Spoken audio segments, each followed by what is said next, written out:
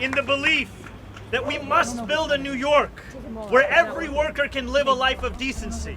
We must build a New York where our words do not ring hollow as we say that this is a union town. And we must build a New York where the workers who power it are able to afford to live in it. New York City Mayor-elect Zohran Mamdani and U.S. Senator Bernie Sanders joined striking Starbucks workers on Monday on a picket line in Brooklyn, showing support for thousands of baristas demanding fair treatment. Strikers carry giant Starbucks cups with the union logo instead of the coffee chain symbol, a sign of their fight for fairness. Sanders said, Starbucks has refused to sit down and negotiate a fair contract, pointing to the frustration that has built up since the first store unionized in Buffalo nearly 4 years ago.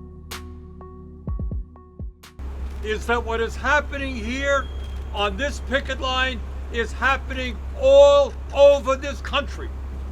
We are living in an economy where the people on top have never, ever had it so good. You got one man owning more wealth than the bottom 52% of American households. He won because he had the guts to talk about the oligarchs and saying that when he was going to become mayor and when he will become mayor, he's going to stand with the workers here at Starbucks and workers all over this city.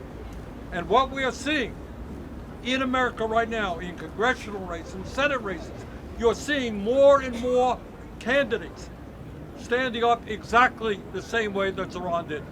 Just hours later, city officials announced a major settlement. Starbucks will pay about $35 million to more than 15,000 New York City workers. The company also agreed to comply with the city's Fair Workweek law going forward, and will pay over $3 million in civil penalties. Most hourly workers will receive $50 for every week worked from July 2021 through July 2024.